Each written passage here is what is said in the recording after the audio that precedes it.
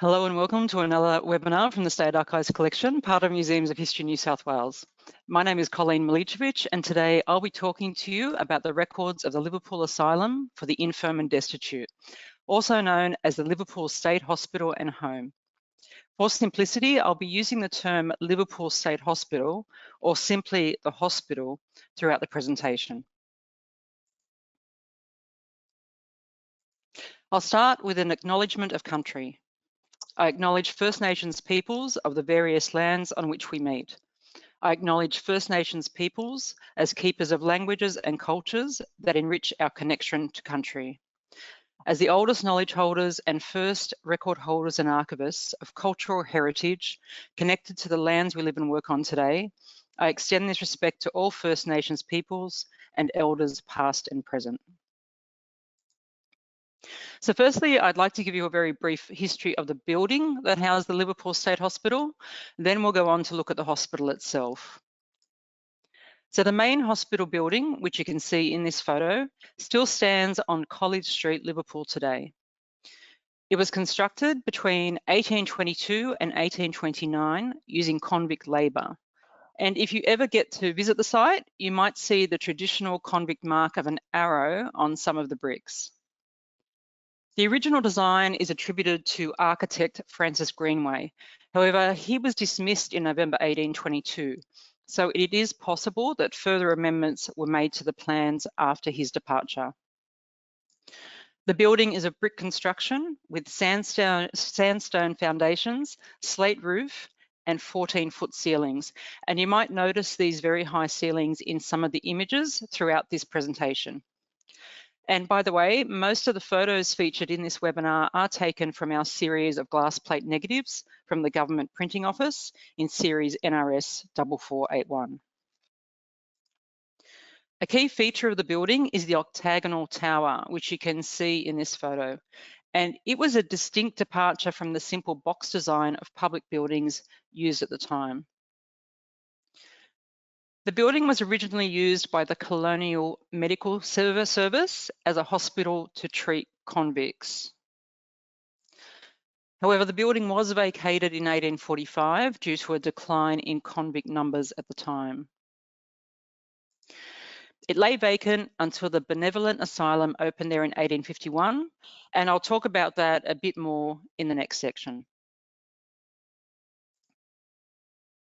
So the building consists of 3 levels. There's a basement, a ground level, and an upper level. And while it was in use by the hospital, the basement contained a wash house, a carpenter shop, undertaker's equipment, and cellars. And here is a picture of the wash house or the laundry in 1918. The ground level had a spacious entrance hall, staircase, 3 sick wards, 2 dormitories, a storeroom, dispensary, and a library. And the upper level had 5 dormitories, the master's apartments, and a lamp room. So that's just a quick overview. You can read more about the building and the site on the New South Wales Department of Environment's State Heritage Register entry for the old Liverpool Hospital. So now let's move on to the hospital itself. I'm going to start by giving a very brief history of the hospital's operation. So on the 26th of November 1851, the Liverpool Asylum was established as a branch of the Sydney Benevolent Society, which provided care for the poor, abandoned, destitute and sick of the colony, referred to collectively as the Infirm and Destitute. The Liverpool Asylum was set up to relieve pressure on the main site in Sydney, which was completely overcrowded. The Liverpool site only admitted men. And I will mention here that the word asylum in this case was used to denote a place of refuge, in the same way that refugees today might seek asylum. And so it shouldn't be confused with asylums for the insane or mental hospitals. Unfortunately, overcrowding continued to be a significant issue at all of the benevolent asylums. Liverpool was only meant to cater for 195 inmates at this time, but by 1861, it was housing over 350 men. So the government set up a select committee to review the benevolent asylums. In January 1862, the Select Committee published its report, which identified serious concerns with the care of asylum inmates. And as a result, the government took charge of the asylum on the 16th of March, renaming it the Liverpool Asylum for the Infirm and Destitute. Now we skip ahead to 1913, when responsibility for the infirm and destitute asylums was brought under the new Office of the Director General of Public Health. In an attempt to distance its institutions from the negative connotations of the word asylum, the Director General began referring to the asylum as the State Home and Hospital Liverpool in its annual reports. By 1916, the hospital had expanded its core services to include general hospital care for the men in the Liverpool district. This included treatment for sickness and accidents, including surgical operations when needed. The types of ailments treated included septicemia, concussion, and foot injuries. And this was an important service because the nearest hospitals were based at Camden and Parramatta, which was a long and bumpy ride given the roads and transport methods of the day. So local men were admitted for treatment into the district ward, pictured here. It was also known as the C ward, and it had 30 beds. Usually these types of stays were fairly short. The hospital had already set up a specialised cancer ward by this time, and later, by at least the 1930s, a children's ward was established. There was also a push made for a women's ward. However, this was opposed at the time. There were, however, some women patients admitted during the 1950s at least, and so you will find some females in the records, noting that some of these may be girls who were admitted into the children's ward. Now let's move on to 1958. So in the July of 1958, a brand new district hospital was opened in Liverpool. Additionally, the Lidcombe State Hospital for Men had been expanded with new buildings, and so it was decided that the Liverpool State Hospital was no longer required. Now, the Department of Technical Education, or today's TAFE, had been searching for several years for a suitable site to build a new technical college at Liverpool. The department noted that nearly 1,000 students were travelling all the way to the Granville Technical College from the Liverpool district to complete their studies. Hearing that the state hospital was closing and noting its central location, close to the railway line, bus terminals and shops, the Department of Technical Education sought the approval of the Premier and the Colonial Treasurer to acquire the building. The low cost of adapting the existing premises compared to the cost of establishing a brand new site was also a key factor in the recommendation. And so on the 13th of January 1959, the New South Wales Premier approved the request from the Department of Technical Education to acquire the building. This was despite some opposition and concern from the Cumberland County Council and other interested stakeholders who already understood the historic significance of the building and were keen to preserve its heritage. So the last of the hospital's inmates were transferred out of the hospital by the 19th of January. And the property officially changed hands on the 13th of May that year. For the next 6 months or so, the Department of Technical Education spent time fixing up the building. And finally, the brand new Liverpool Technical College commenced classes on the 2nd of February 1960, where it offered secretarial and commercial classes, and it still operates out of that same building today. So that's the brief overview. Now let's take a look at some of the men who ended up at the Liverpool State Hospital. So, as I've mentioned, the hospital's mission was to look after the infirm and destitute. And when they entered the hospital, the men made a declaration that they had no funds or property to support themselves with. So what sort of men ended up inmates and patients at the hospital? Well, rather than trying to define it myself, I'm going to rely on the words of Dr. Joseph Aloysius Beattie, who was the medical superintendent of the hospital for almost 30 years. In a reminiscence he gave in 1914, he summed it up in these very poetic words. These men were of every nationality, social rank and religion, and ranged in age from the youth under 20 to the veteran of 100. Their deaths were a final enactment of the last scene of so many strange and eventful histories. And he goes on to say, our motley register of remittance wastrels, decayed professionals in church, army, physic, and law, and men of erstwhile affluence have each found here an Ararat for their shattered ark, as well as the no-class starvelings, toilers, and submerged. So as I said, very poetic. But the point he was making is that many men who were formerly wealthy, intellectual, and well-to-do ended up living out their final days in the hospital, rubbing shoulders with those who were considered the lower echelons of society. Oh, and if you didn't understand the Ararat reference, it's biblical. So look up the story of Noah's Ark. So now a little bit more about the hospital and the actual records. Our holdings span the years 1859 to 1959. However, many of the records surviving are incomplete and only provide brief information about the inmates or patients. After the hospital's closure, a selection of records found their way to the City of Liverpool and District Historical Society, where they were protected and cared for over many years. These included registers of admission and discharge, medical registers, registers of deceased inmates, and case papers. In November 2000, the Society handed those records over to the State Archives collection. This filled some gaps in the existing collection, as well as adding some new material. So as part of the handover, it was agreed that these records would remain open to the public, unlike the records of other health institutions, which are closed to the public for 110 years.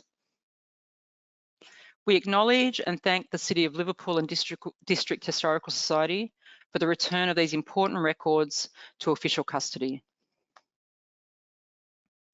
So here we have a list of all the series that relate to inmates and patients. There's a lot of information on this page, so this is just to give you an overview of what we hold, and I'll talk about search methods for finding records at the end of the presentation.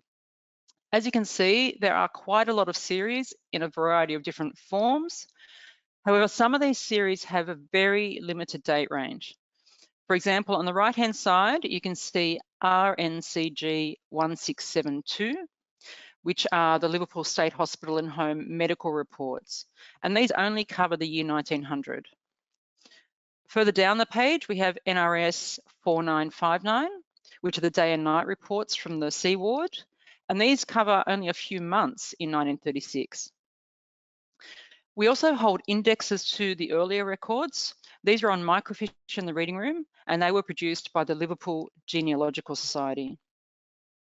There are also other records that relate to the general administration and running of the hospital, and these are not listed here, but I'll explain how you can find them at the end of the presentation.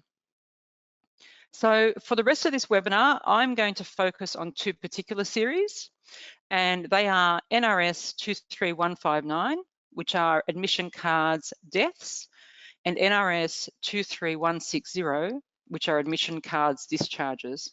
And these cards were transferred to us from the Lidcombe State Hospital. So these two series of cards have now been listed by our volunteers and digitised by us, and are available to view and download for free in the State Archives collection catalogue. The first series of cards, NRS 23159, are for those inmates who died in the hospital, and they cover the period 1884 up to 1958. The second series, NRS 23160, are for those inmates who were discharged from the hospital, and they cover 1890 to 1959. And as you can see, there are over 9,700 cards in the first series and over 45,000 cards in the second series. And I really want to give a big shout out here to our wonderful volunteers for listing the many thousands of names in the above two series. Their work forms such an integral part of making the State Archives collection findable and more accessible to the public. And it's also important just to note that there are different date ranges being covered by these cards. So keep this in mind if you are researching a patient in the hospital. Now let's take a closer look at the cards and the stories of some of the inmates and the patients they relate to. So this is a card from NRS 23160, which are the discharge cards. So each card has two sides. On the first side is the inmate or patient's personal details, including full name, age, religion, place of birth, occupation, years in New South Wales, and then years in the Commonwealth. The cards also include ship of arrival if relevant. They have the inmate's last address and the parents' details. They also list the details of any marriage and whether the person is on a pension. And we do hold a separate series of pension cards covering a specific time range, so be sure to check them out if they cover your period of interest. Lastly, there is space to list any children, and right at the bottom, the contact details for family or friends. In this case, we can see that Arthur Frederick Remmington is age 55 on admission. He was born in Yorkshire and he's been married twice. Noticeably, there are no children listed and there are no family members listed at the bottom either. He has instead listed two friends. So the thing to note with the cards is that often the information can be scant or even incorrect. Remember that the reason why some of these men end up in the hospital was due to age-related illnesses such as dementia. So they might have difficulty remembering all the details. The spelling can also be slightly incorrect if recorded phonetically. But having said that, sometimes even the smallest detail on the card can lead you down a path to find more information about the person. So now looking at the back of the card, we can see that Arthur had many admissions into the hospital, starting from 1891 and ending up with his last admission in 1926. And these admissions are nearly all as an inmate rather than as a district patient. And this is why there's no detail provided about the reasons for his admissions. He simply went there for refuge at a time of need. However, near the end of the card, we start to see some ailments listed. And this is where he was being treated in one of the wards of the hospital. So in 1925, we see him admitted to C ward, which is the district ward, for treatment of myocarditis or inflammation of the heart. He also has admissions for senility in 1928 and 1926. And you'll see too that the time periods of admission vary. So sometimes he's in there for just a few weeks and sometimes he's in there for 6 months. So he was discharged for the last time on the 19th of January 1927. And you can see below that there is a small notation written in red. So it says LID, 12th of the 6th, 29. So LID stands for Lidcombe, which was the other state hospital for men. The date provided is his date of death. So Arthur ended up dying in the Lidcombe State Hospital. And because he didn't die in the Liverpool State Hospital, his card is in the series of discharge cards rather than in the death cards.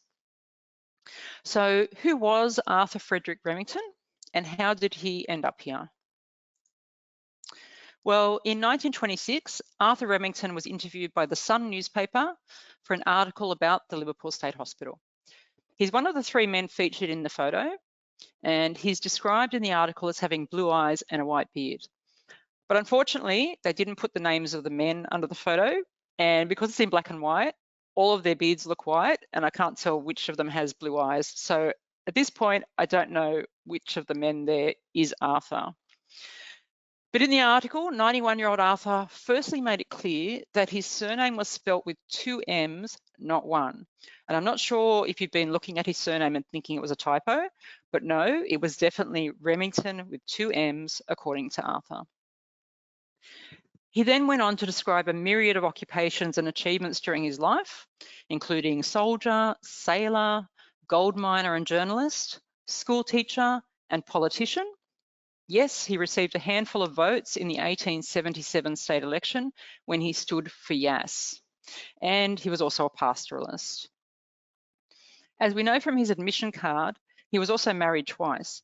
So the first time, he married the widow of the former Chief Gold Commissioner, R.G. Hardy, who by all accounts was very well off.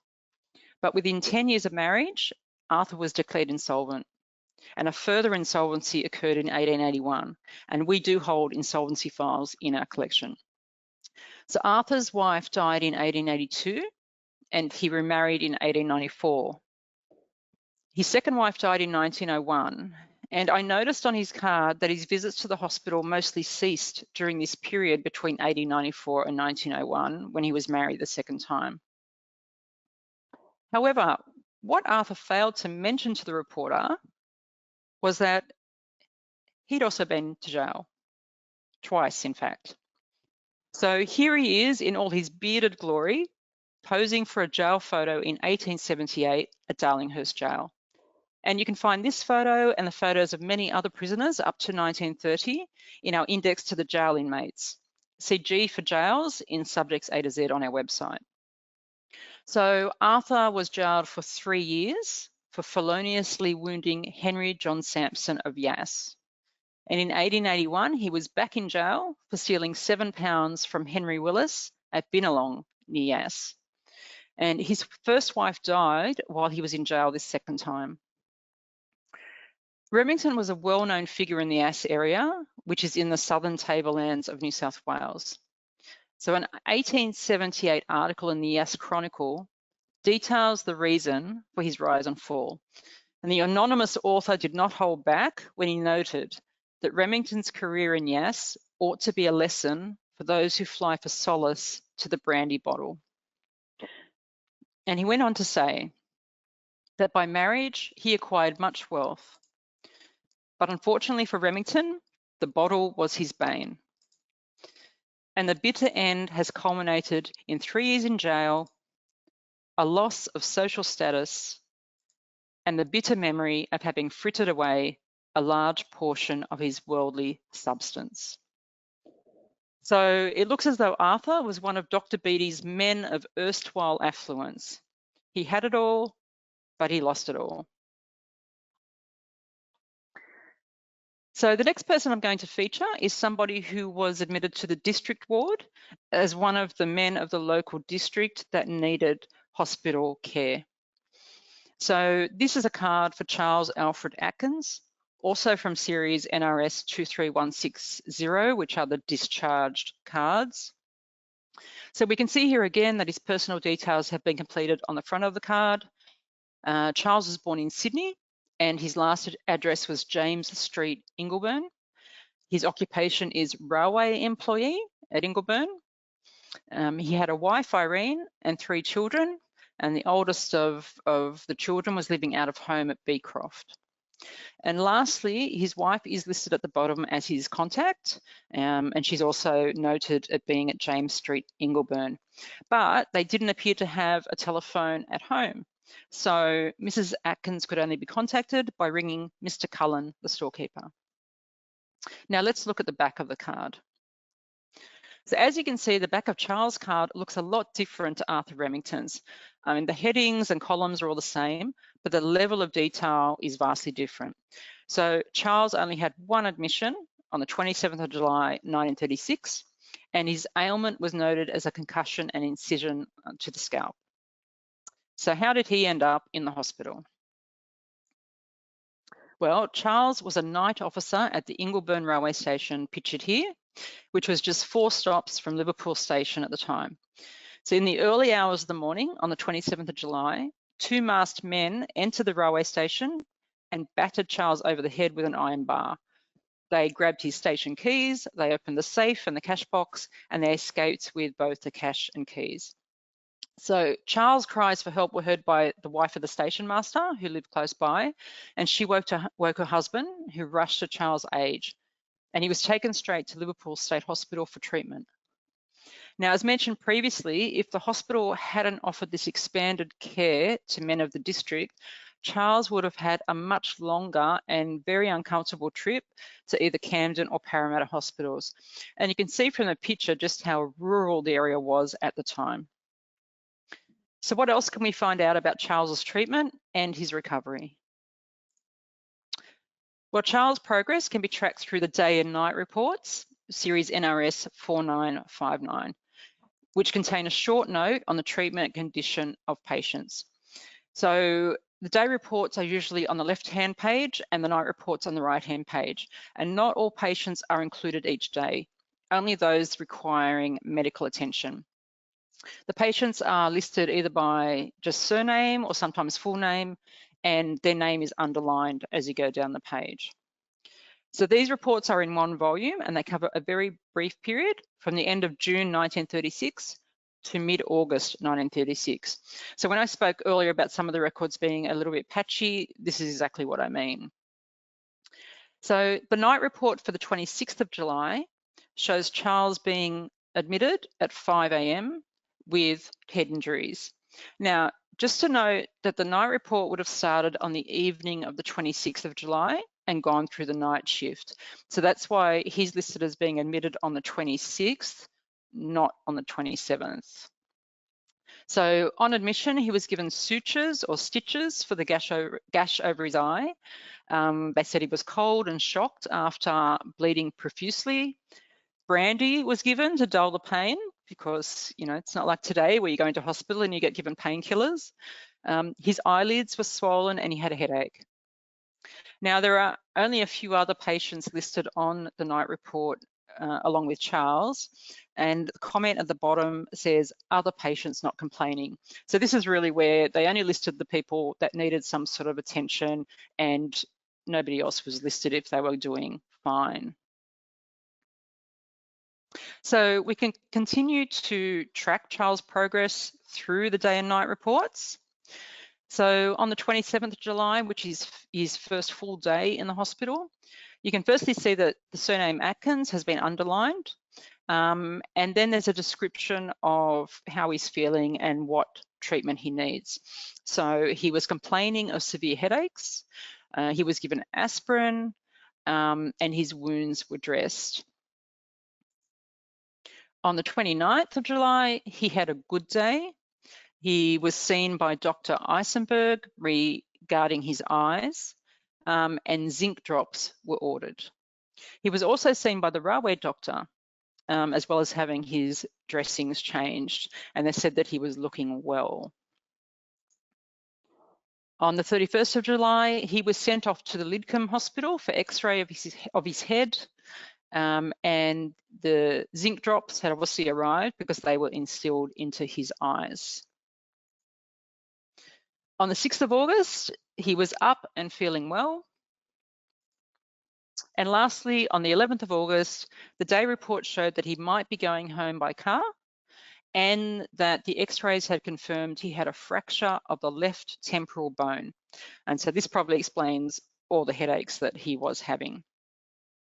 Now, unfortunately, the series of day and night reports end on the 11th of August, the day before Charles is discharged. So we don't get to see any final comments.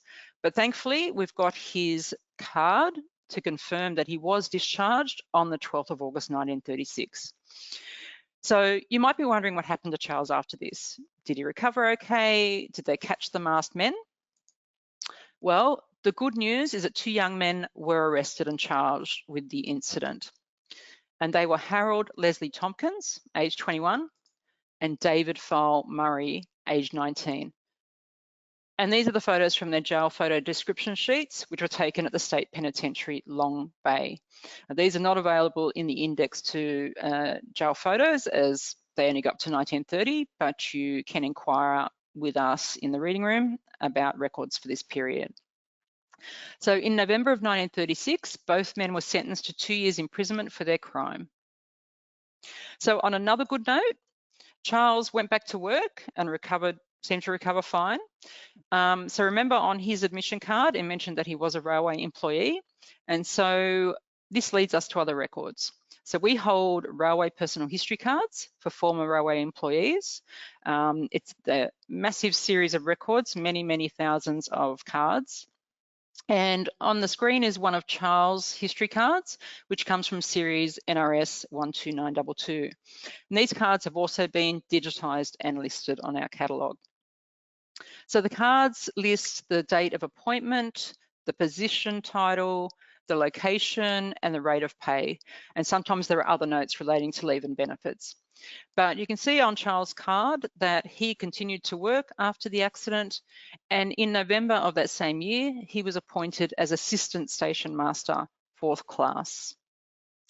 So Charles went on to have a long and stable career with the railways, working for another 22 years before retiring on the 2nd of September 1958. Towards the end of his career, he was promoted to Assistant Station Master, 3rd class. But there is a sad twist to the tale. Charles' retirement was very short-lived. Within 8 days of finishing work, he died at the Hornsby District Hospital from congestive cardiac failure and emphysema. But as he had died within 6 months of retirement, his widow received a payout of £294 from the railways for the balance of his superannuation allowance. Okay, so lastly, we're going to look at an inmate's card from NRS 23159, which are the cards for those who died in the institution. So this is the card for Frederick Prout. And as you can see, the information on the front of this card is very minimal. Basically, all we know is his name, that he was age 61 when he was admitted. His religion is Church of England. He was a labourer and he was born in London.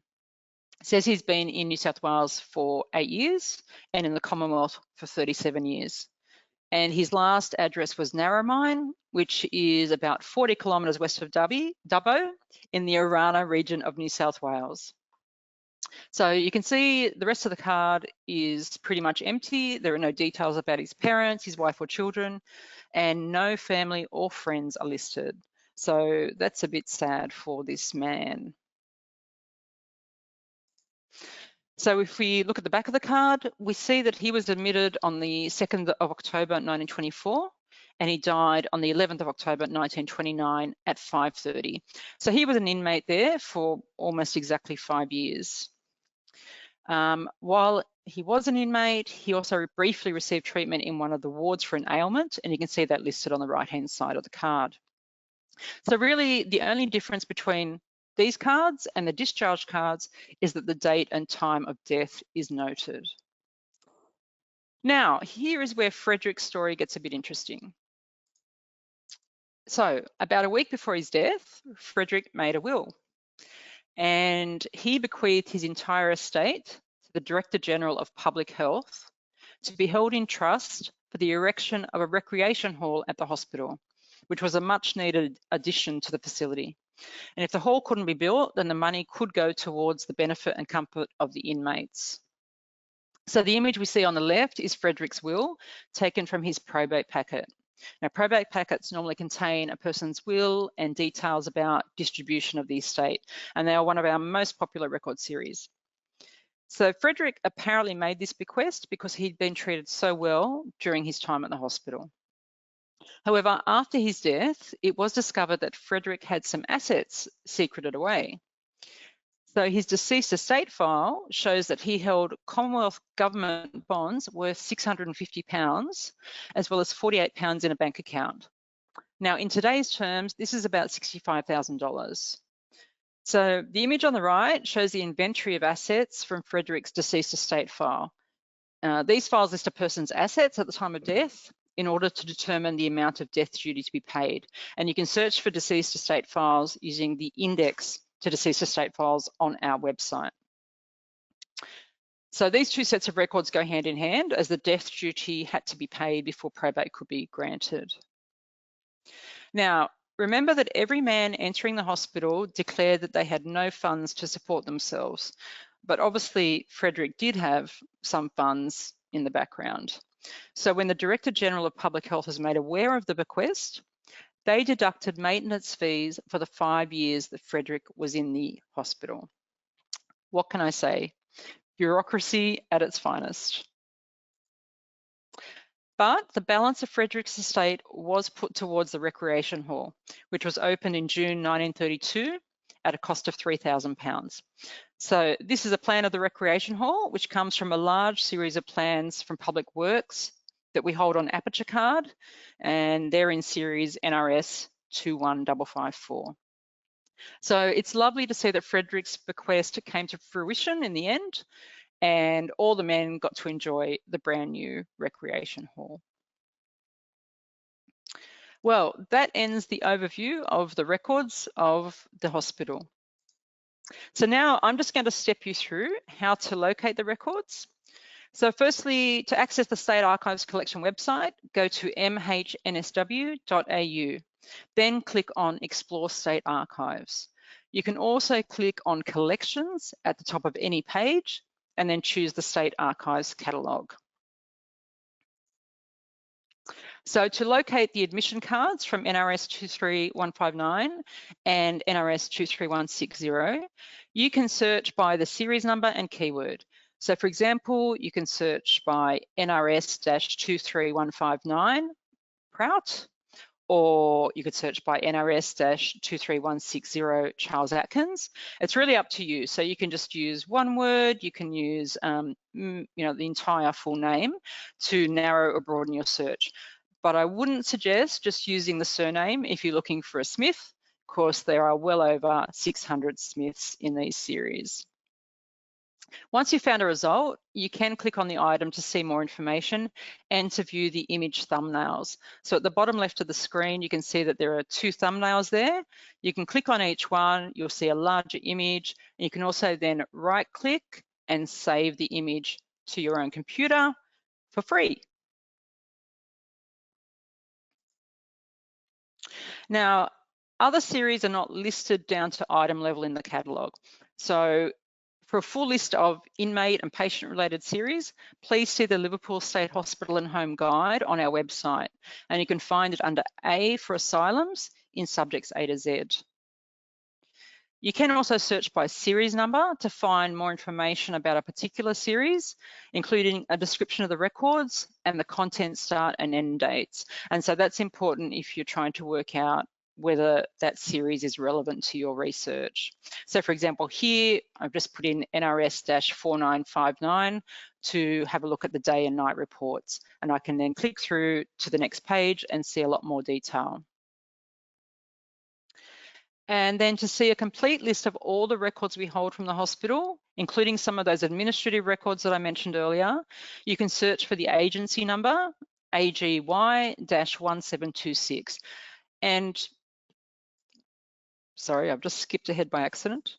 And just a search tip here, when you get onto the results page, you can use the filters down the right-hand side to narrow down to series or items. And then you can also sort by date. So you can sort by oldest to newest or newest to oldest. And that again will help you narrow down which series might be relevant to you. So where can you access the records? Well, we've already spoken about the 2 series of admission cards, which are free to view on your computer from home, and you can also download them. All of the other records can be viewed in our reading room, which is at 161 O'Connell Street, Kingswood, near Penrith. And if you need assistance with locating or requesting records for your visit, you can contact us via email at collections@mhnsw.au or by phone on the number on the screen during business hours. And these details are also listed in the Contact Us section of our website.